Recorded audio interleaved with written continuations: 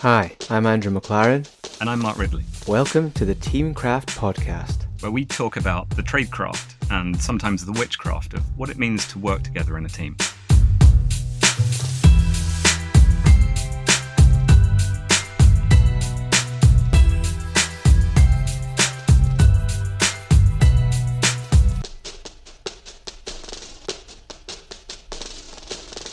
Today we welcome Ricardo Moral and Hernan Griboff from Parser. Parser is a software development and digital transformation business founded by Ricky and Hernán in 2017 and with clients and offices around the world.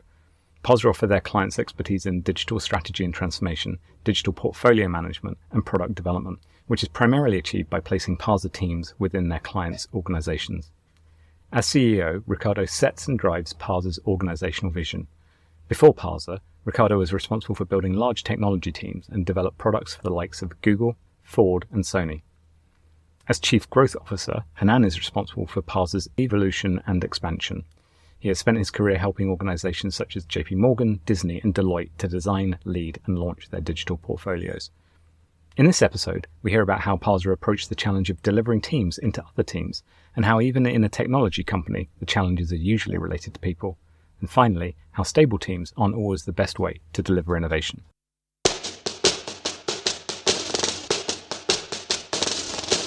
So I think the best way to describe it for people who are not in the tech world is that we're a construction company for software. So the same way that if you want to build a house, you go and you get a company that will do the architecture, the design, the build, the construction. We do the same for software. And what happens in the software world is that usually these projects are not projects that have a beginning and an end. They're usually projects that are ongoing. If you imagine today when you use an app, including the app and all the software that's running behind it, the backend, the complexity that's required to deliver that service, it's not something that's built once and that's it. It's something that's built and evolved over a period of time. But the building of software today for technology companies is a constant evolving journey. So what we do is we partner with innovative technology companies who are creating products that are disrupting their fields. Usually they're using technology to provide services to their customers and clients.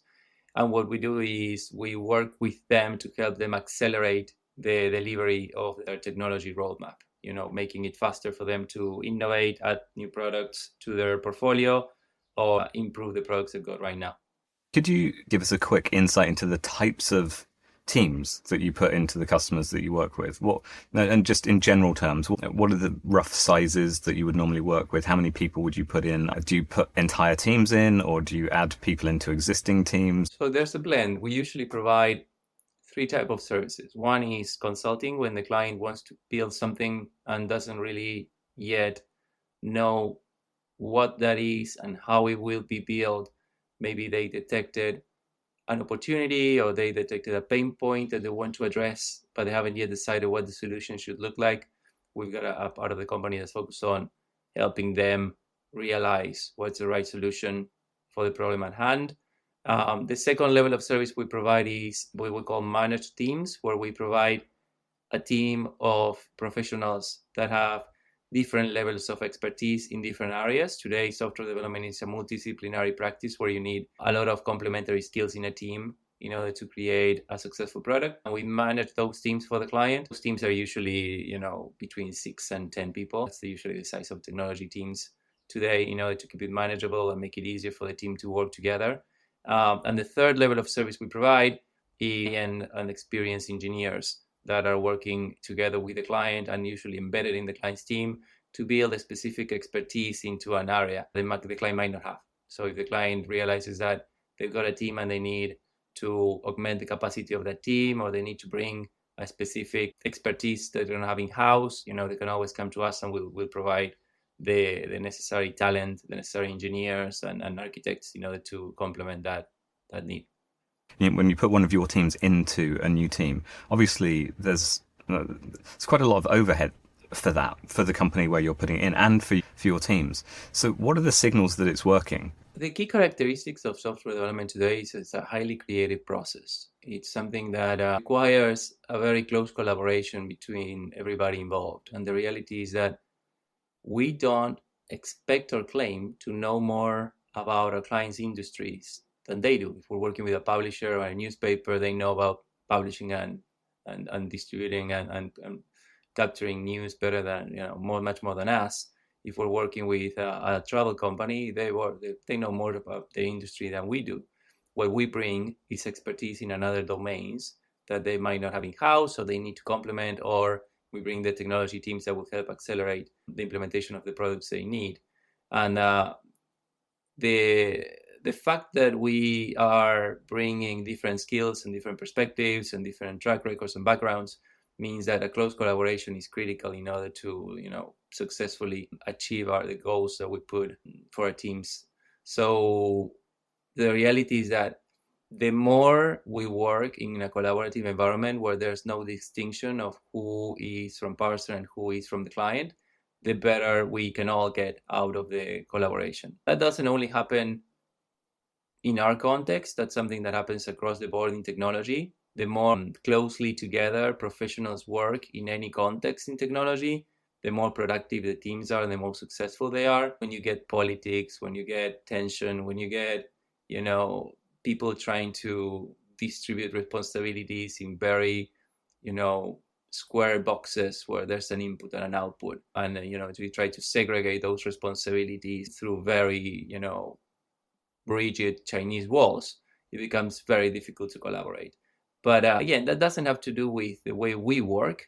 That's something that usually is a good practice across software development, per se. So at the end of the day, we are in an industry that is incredibly creative. To build a technology product that's successful, you need to bring and blend together, great design skills, user experience skills, engineering skills, the ability to scale up the product, the ability to provide a resilient product that will be able to sustain, in many cases, a very high level of demand in terms of users and in terms of throughput, while at the same time create something that's commercially appealing and is actually going to solve client needs.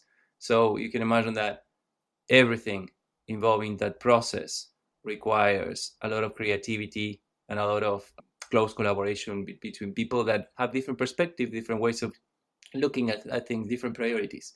So the closer you can get those teams working together, the better. In a way, today's software development is not much more different than producing any type of creative content, like a movie, like a record, like a TV show. You bring many different skills under the same roof with the same goal. So the closer they can work together, the more creative and collaborative the relationship, then the more successful the project. You don't want to assume that you know more than your client. You used the example of a publishing organization. So that sounds to me like a bit of a difficult tightrope to walk. You're balancing between being sympathetic to the fact that and humble around the fact that you're always going into a specialist industry where they know their industry, but yet they want a result. And at the same time, you're trying to ensure that they understand that this is a creative collaborative process and your team is entering into this kind of evolution that you mentioned. There's no beginning and end to software. So it seems to me that there's quite a challenging territory to navigate there between those two sides. How do you do that? Well, it depends on the client. Some clients are more mature than others on understanding these concepts. Usually has to do with the team they got in-house and the experience of the management team and the executives that are running the company.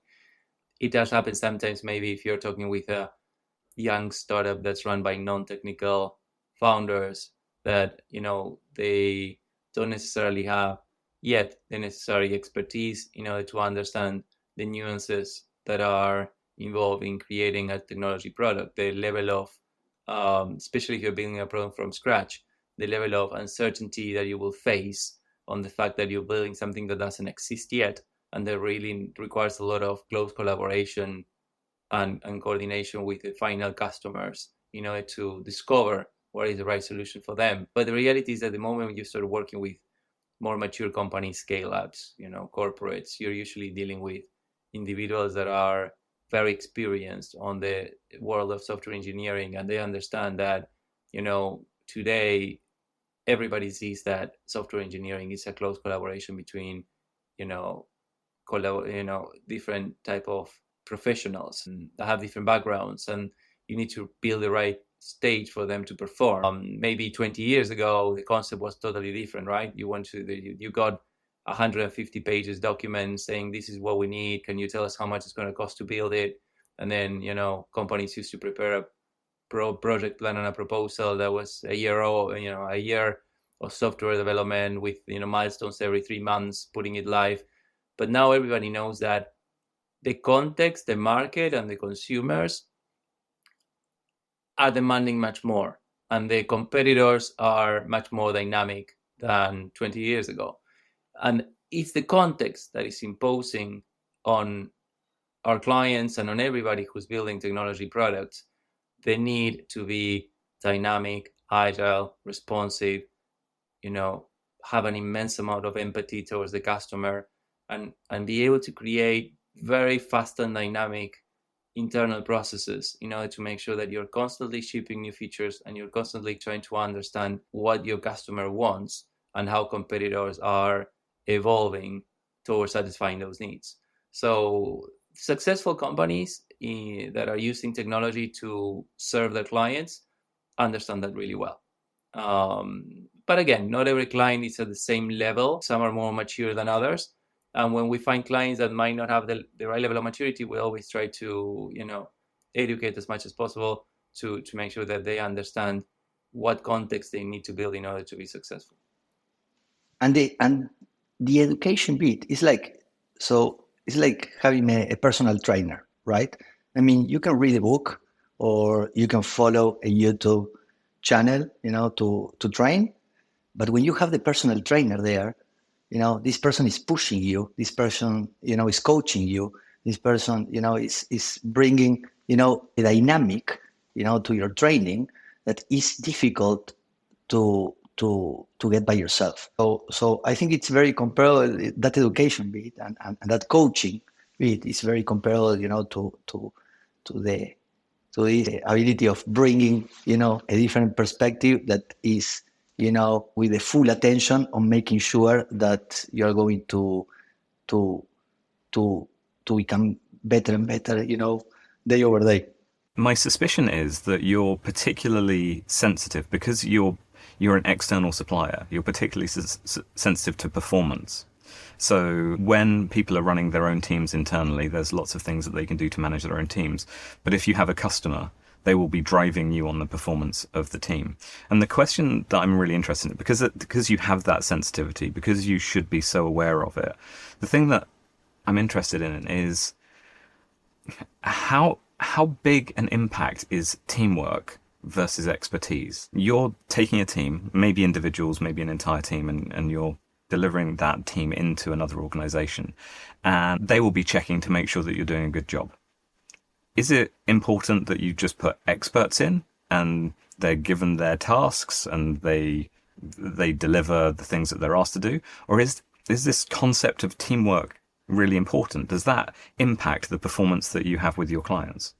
So this is like an analogy usually in these cases is the one with a sports team, right? You can have the best players in the world that if the management is poor, they will not perform. Or you can have, good players that well managed can win against an all-star team that was, not necessarily doing what they should be doing on the court, right? So at the end of the day, it's at least 50-50. The talent is super important. The experience, expertise is super important. And then how that talent is managed, how the stage is created for them to perform is at least as important. The important thing also is the fact that, to be honest, when you're in consulting, the expectation is that you're at least as good as their teams or better. Nobody goes and hires a consulting company to get a team that's performing worse than their own internal teams, right? And that's the feedback we get from CTOs as well, right? They tell us, like, we hire you because we want you to be as good or better in some aspects than our internal teams, because that's why they're bringing the external expertise, right? Otherwise, they will just grow their own internal teams. There are many other reasons why they bring consulting firms to the table, but the bar is set pretty high when you're working in consulting. In terms of the talent, expectations, the experience, but also in terms of the turnaround time from the beginning of the engagement until the delivery of value. Like, you don't have 90 days to deliver value or in consulting, you got weeks. The moment you sign the contract and you deploy the team has literally a few weeks to prove that they are right caliber, the right experience, and they're able to contribute value. And that puts a lot of pressure on our teams to perform really quickly. And that's why it's super important that we create an environment together with the client to make them successful. Do you have a pipeline or a process of managing the development of your teams so that you know that when you put them into an organization, they're going to hit the ground running, they're going to perform? I mean, I love the analogy to sport. I think it's so applicable in so many different contexts. And you mentioned you can have the talent, you can have the star players, but if they're not well managed. And the other side of that is they themselves need to have a sense of cohesion and understanding of each other in order to perform. And I think to myself, your clients want you to be as good as their teams.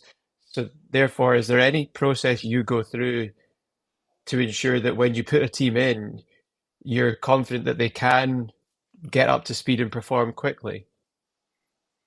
Well, the first thing is framing the problem with the client, right? So in order to solve a problem, you first need to understand what problem you're solving. Because if you got a wrong definition for what needs to be done, very easy to waste time on something that will not necessarily be successful. So the concept of, are we going to do fit for purpose, is super important. And immediately, the moment you think about that, then the next question is, what is the purpose? And although it sounds easy, it's usually not as easy as it sounds. So usually in any type of discipline, engineering, creative industries, the definition of what's the goal, what do you want to achieve, is something that is not necessarily as straightforward as it should be. So the first thing we need to do is work with our clients on deciding and defining what is the problem at hand and how are we going to measure success.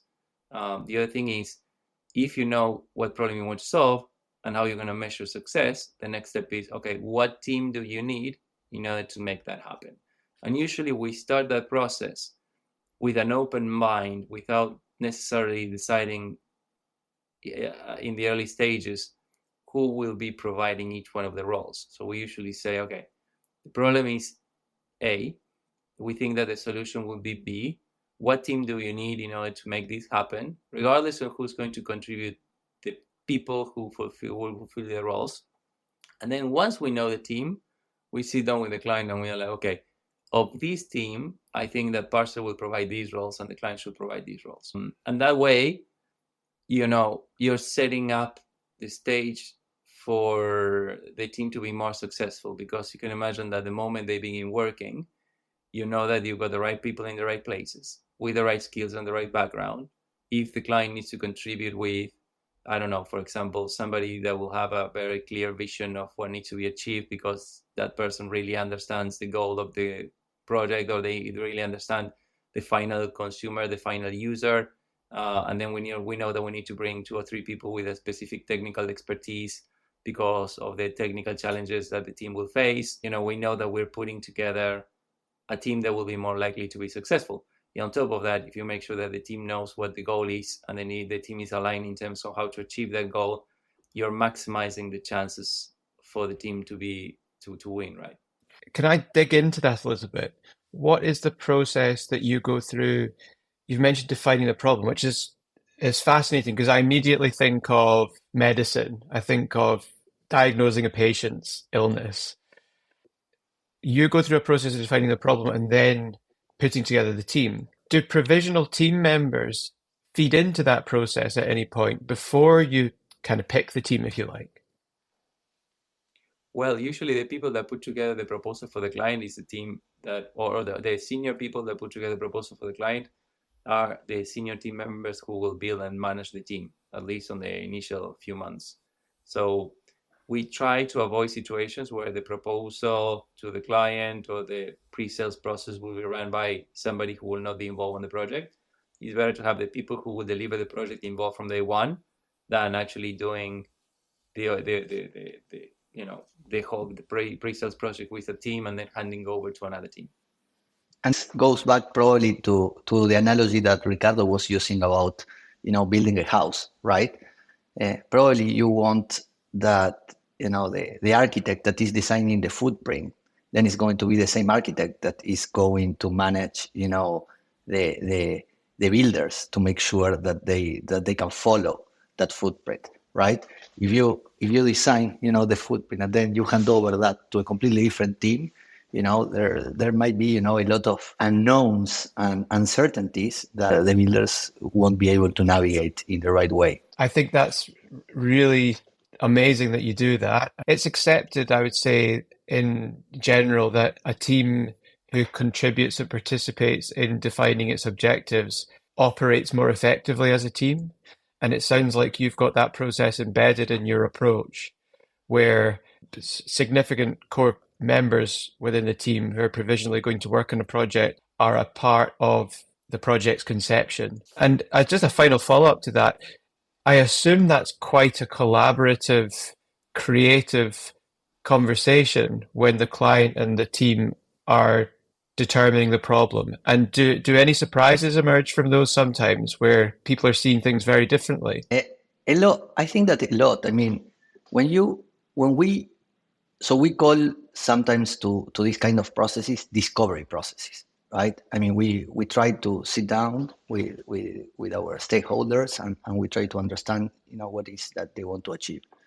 And you have different type of, of discoveries. You may have a functional discovery when they want to build an application, a platform, and they have a clear objective. Probably they don't know how to do it, and we bring that how. But sometimes the discovery is about understanding, how they work and making sure that they can just fast track whatever it is that they are trying to build. And that may not just be one application. It might be an entire ecosystem of applications. And effectively what we are doing is we are joining a team to make sure that we can speed up the development process, or we can, increase the level of quality that they are expecting from their outputs. So I think that in those discovery processes, a lot of, different things bubble up, and those things are sometimes a surprise, for us. Sometimes are a surprise for our customers. And I think that going through those processes where we all sit down and have, discussions about what is that we want to achieve are super healthy, because you are able to, bring, to the table, all the things that may bubble up in the middle of the process beforehand, before starting, the real work. So 100%, there's always, surprises in the middle of the process, specifically on the discoveries. I was just thinking about the point that you start engaging with a client. So when you first start talking to them actually through the sales process or the initiation process, do you do anything before you start to try and analyze what the team culture is, what the team behaviors are in the client, to tailor your own teams to it? Because there are sometimes very high autonomy or very high control environments, as simple examples. That's really what I'm looking for. Do you do any analysis before you engage to try to shape your team to the customer? Not formally. I think that from initial sessions we get the feeling. After we've been working consulting for 24 years, and another 20 something years. So from the sales process, you get an idea of broadly the culture of the client. The problem is clients usually have teams, and teams usually have their own culture, right? So not two teams are the same.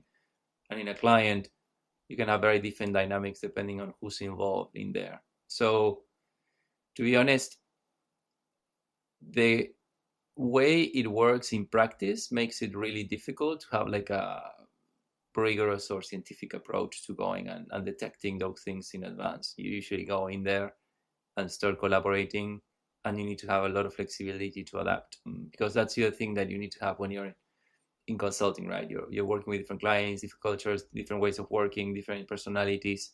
So you need to be super flexible in terms of how you adapt to the environment. And you could be working in a client for a year and a half. And across the year and a half, you work on 2 or 3 different projects with 2 or 3 different teams, and those teams could have very different ways of working, very different personalities, very different internal cultures. So in a way, something you do need to have when you're working in consulting is a very, you need to have a lot of flexibility to adapt to different environments, which makes it fun as well, right? Definitely. And I'm totally fascinated by this thing that Hernan said about sometimes you come in and you realize that, well, or the client is very clear that they want something built, house analogy. And sometimes you go through the discovery process and you realize it's about how they work together. And then coming to what you said, Ricky, about being flexible around about different team cultures and things, you're speaking a language that I use in my work where I would distinguish between instrumental and relational concepts. So the instrumental is about stuff, what you build, what you do, and the relational is like what Hernan said, is how you work together. And I just wonder how often you find that that is really what you're doing, even if the client is asking you to build the house. Actually, a lot of what you're bringing to the table is helping their glares and their electricians work more effectively together rather than doing the construction for them. Yes, well, actually, the interesting point here is also the fact that more than 50% of the time, the challenges we face have to do with human behavior and not technology, right? So at the end of the day, in a discipline that requires so many different roles, usually at scale, because we don't do projects that can be completely built one end to end with only one team of 6 to 10 people. Usually we're working complex projects where there's more than one team working in collaboration with other teams, dependencies between them, different ways of working, different personalities. Every team has its own different internal dynamic, and you need to get these teams to work together. So in some cases we got teams, probably between 8 and 12 teams working on the same platform, right?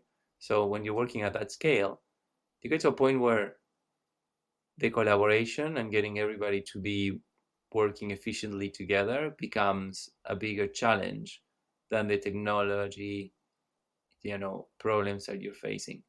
So in that context, we do bring to our clients, in many cases, a lot of feedback and experience and ideas on how to better structure teams, how to better approach new ways of working, different ways of working, because of the fact we're in consulting, we get exposed to many different, ways of doing things, and we get the opportunity to try different things. So we've been doing that for many, many years. So in a way, we not only bring to our clients the experience on a specific technical field or a specific technology, we also bring to our clients experience on how to restructure teams, how to put in place the right, ways of working, processes, methodologies, in order to make sure that as they scale, teams maintain their efficiency and their productivity, which is always a challenge when you're incrementing the amount of people that are collaborating on the same project.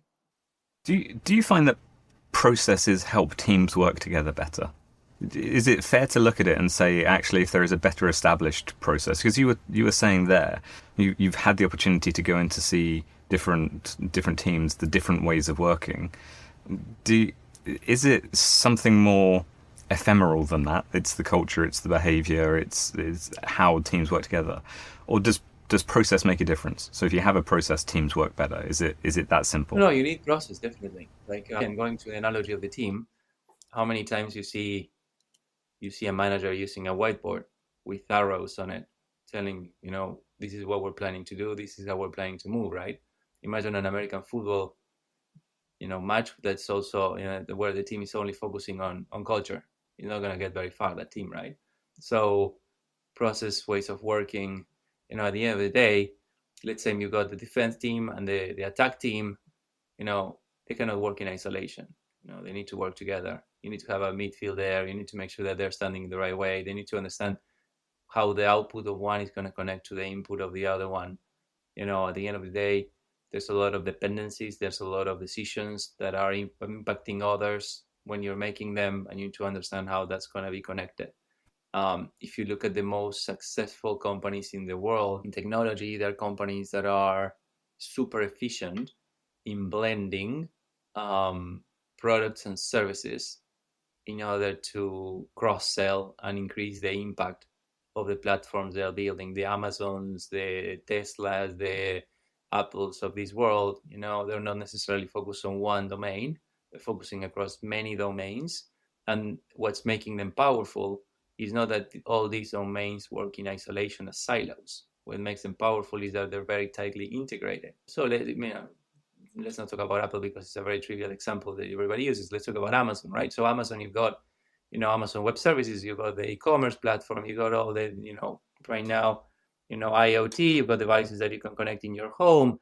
And the power there is in the interconnection of all those different things into a cohesive, ecosystem of products, because that means that the better they work together, the more likely is that a customer will be buying, another service when they're using, a service already.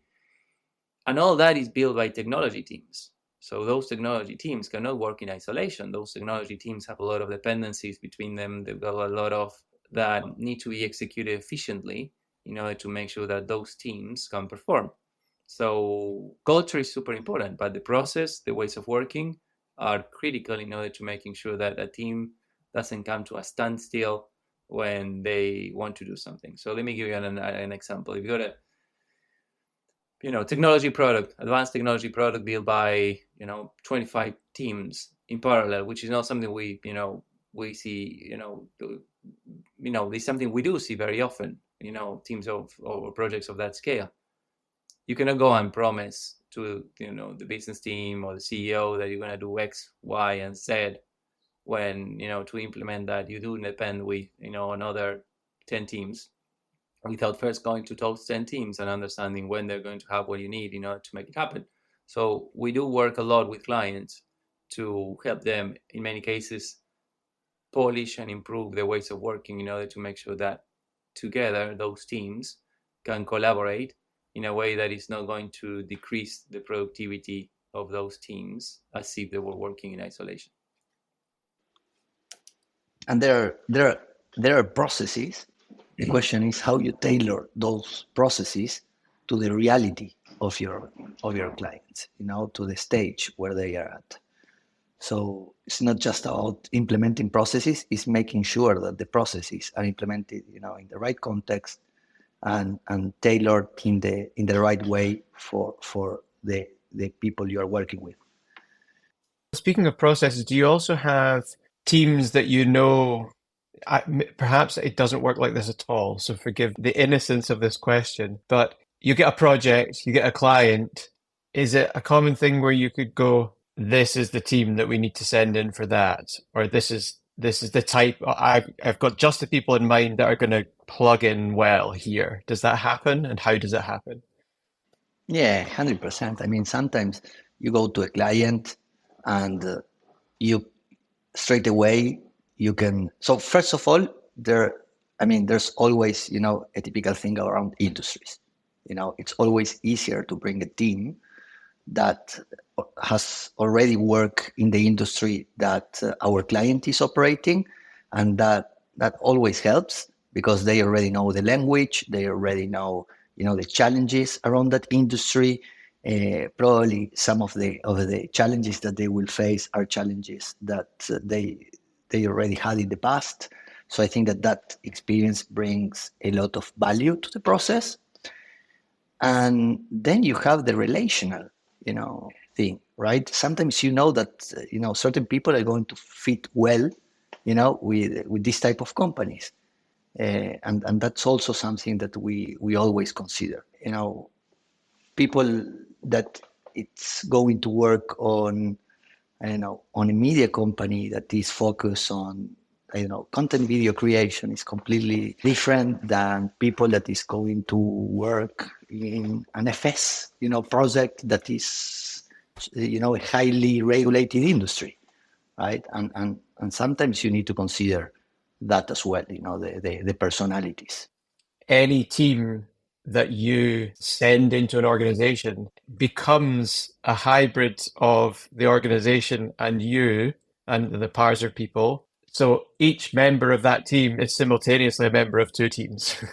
So teamwork it has to be viewed in this kind of process, from this process perspective, as much as this kind of functional roles, responsibilities, and goals, because it's much more fluid. It's like quantum, isn't it? If you want to make it really fancy, you're a member of one team and two teams in the same team at the same time. Yeah, well, yeah. The thing is, when we talk about teams, we usually see the team as a team of 6 to 10, right? And that's the team. Then you're embedded within the organization. So, in a way, we deploy a team that is 100% formed by team members of Parser. Then that's the team, and it's operating. It's not part of a larger team. It's operating within the other organization, right? And it interacts with other teams within that organization. But yeah, the answer is the fact that we do operate all the time as a company where team members are embedded within other organizations, and they need to be successful in quickly learning the ways of working of that organization in order to be successful. So, and that makes it super fun for people who like that, right? Who like to constantly be learning, constantly adapting, constantly be working in a new environment.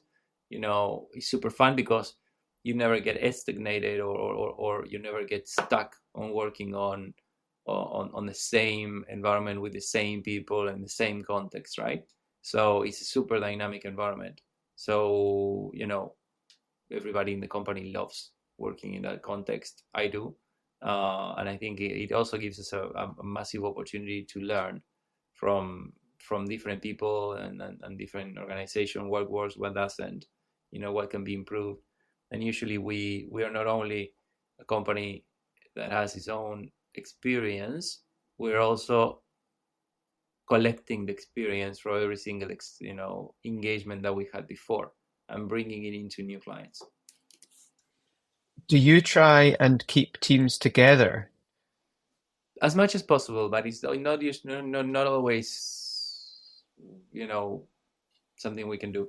So as much as possible, we try to keep individuals working together when they do gel and they work well together, as much as we can. But it doesn't happen that you've got a team of 5 people in one client and then that project is coming to an end and a new one is beginning and we need exactly the same team members in the same way. As much as we can, we try, but it's not always possible. How do you know they're working well together? First, their feedback, the way they feel about the collaboration. It's very easy to know that they're not working well together if they're not enjoying working with each other. And not only the productivity, the output of what they're producing, the quality of what they're producing from many dimensions, the technical quality, the product quality, the feedback that we're getting from final customers about the productivity. There's also many ways of measuring productivity in terms of the numbers of bugs reported, the feedback from clients, NPS, NPS. So there's many metrics we can use to do that. Perhaps the counter question to the one I just asked and what Mark just asked is there anything you do when you're aware that a team is new or a team hasn't worked very much together before? Are there things that you pay special attention to? No, the initial few days, you pay special attention to make sure that the team is coming, well together, is gelling. Usually productivity is not as its peak when you start working with a new team. Usually productivity increases as the team gets to know each other and it starts to create its internal ways of working and practices. So usually on the early stages, teams require much more attention from the management team to make sure that those things are happening. This is something that I'm particularly interested in, is this idea of the liability of newness of a team. Quite a potent example is in aviation, where research done on pilot error air crashes in America, in 73% of them, the pilots had never flown together before. And actually, aviation doesn't pay a great deal of attention to this, neither do many other industry contexts. And so I wondered, what is it there? Even do you draw attention to the fact to those individuals? Do you say, you guys, most of you have worked together before, or this is for various reasons, this is a new team. We need to acknowledge that. Is that a conversation that happens? No, because it happens very frequently. The funny thing about that example you gave is that we've got a friend that's a pilot, and I did talk to him about that. And the other thing he said was, yeah, the reality is that you do fly with other people all the time. Like, is the exception to go and then fly on a specific date with the same person. Usually the norm is that the person will be somebody different. And he did say also that actually provides more safety, because it means that the people cannot be complacent with each other, right? You cannot go, quickly through a checklist because you know that the person next to you is your friend and it's not necessarily going to be, paying too much attention to what you're doing. You're working with, you're next to somebody you don't know. Sometimes that forces you to step up your game, right? Make sure that you're on top of everything. I think in many cases it can actually increase the productivity of team members, because you know that you're trying to show and expose the best of what you can do. I'm not saying that if you were working with the same people for 2 years, you're not going to be showing the best of what you can do. But I do think there's something in human nature that, especially if you're a person that is a high achiever, a person that's focused on being your best professionally, every time you're working with somebody who you haven't worked with before, you're trying to shine brighter than when you're working with somebody that maybe has been working with you for 10 years. Something there. I mean, this is not a scientific fact. It's just my feeling.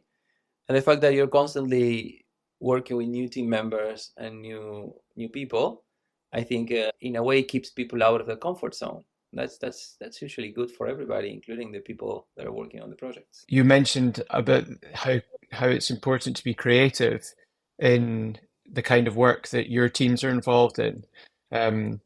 And perhaps unlike pilots, we don't really want our pilots to be creative in the way that they fly the plane all the time. We want them to be safe. But is there a tension there between that need to make a positive impression on people who you're not so familiar with, and the extent to which you're capable of being creative as a team? Do those things fight against each other potentially? There's pros and cons on both. But I think I'm not a big fan of incredibly stable environments. I think they become, we're in an industry that demands a lot of innovation. I think there's a benefit of both, on stability and on change, up to a point where they basically cancel each other. So it's not great having stability all the time. It's not great to be changing teams every single day. So you need to have stability, but you also need to move things around from time to time. Can a team move past a point into a place where they are so familiar with each other that they can create a form of instability in the way that they're able to challenge one another? I don't know. What I do know is that if you change team members, the person that comes in will probably bring a new perspective, always. That's good. So let's say you've got a team of 5 people. If those people are working together for a year, I don't think they will be as creative as a team where you've got 5 people and you change one team member every 2 months. I don't know. I'm not saying one is better than the other. It depends on the individual. So it's very difficult because we're talking about something that depends on people, right? So it's not something that you can predict because it depends on the individuals. But at the end of the day, I think it's more likely than not that the new team member that comes into the team will probably bring something new. I like that idea that you throw a disruptor in to break the rhythm of a familiar team and challenge their thinking. Mm-hmm. Yeah, I think that's why also, going back to sports, why managers are not changing team members in a football match just because the other teams, the team members that they're taking out are tired. I think they're trying to disrupt the team dynamics, change things a little bit, spice things up. So I think that happens in every single context where you have a team. To your question, Andrew, about can teams move past it? I think teams can move to an unhealthy state, and it's slightly mixed with the question that you just asked, Ricardo. I've definitely seen firsthand teams that seemed very well bonded, high performance, but as soon as you brought somebody new in, they effectively excluded that person. They were different. And it was actually quite shocking to see just how impactful it was adding a new person to that team. It was not particularly good for the team, but it was terrible for the individual coming into it. So I think there is actually something in that idea about there is probably some healthy churn in a team that maybe if you're together for too long, that level of comfort that you have in long-lived teams is probably not necessarily good. And also there is some capability in newness. So how do I deal with somebody new to the team? And it might be interesting, maybe Hernán, because you also look at the talent acquisition. Is there anything that you do with the people that you bring into teams to tell them this is the Parser culture, this is how we expect you to act? Is there anything that you do with the existing teams to help them be welcomed? What do you do with new team members? I think that when we recruit people, so the first thing that we are trying to do is to understand, if the person that we are bringing is going to embrace our culture, right? It's going to be difficult, to change our culture, for one person that is joining that team. So we need to make sure that whoever we bring is going to embrace our culture, right? As a company. And then I think that there's a work that needs to be done inside the company to make sure that our people is inclusive, right? And that's constant work that never stops.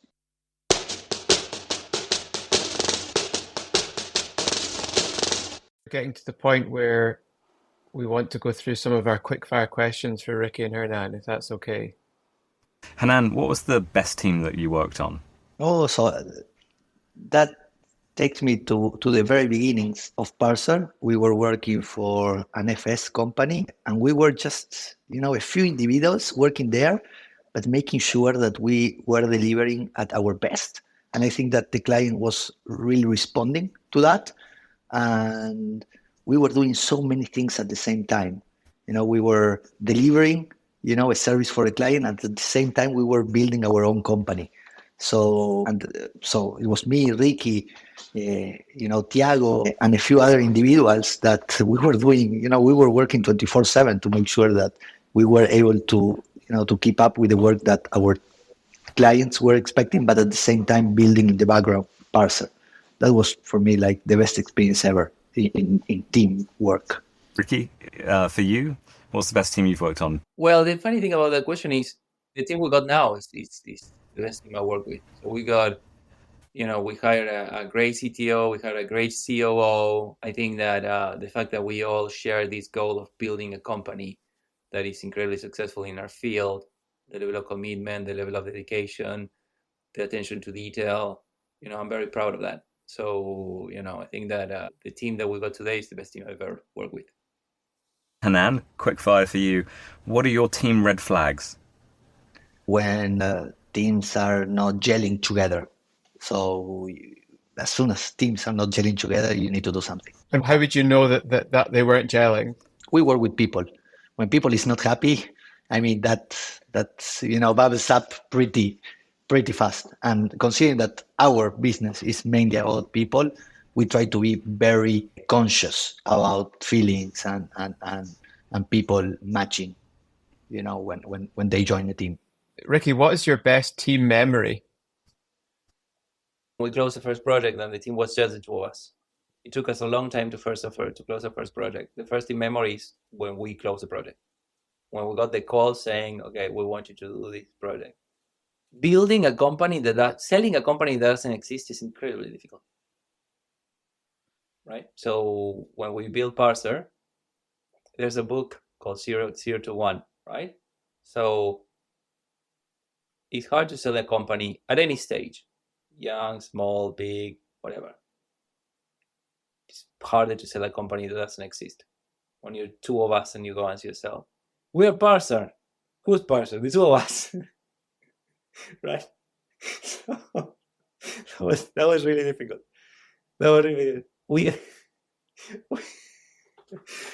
We had once a CTO and a sales pitch. Me through the sales pitch, looking at us as asking, I don't understand. Why do people hire you?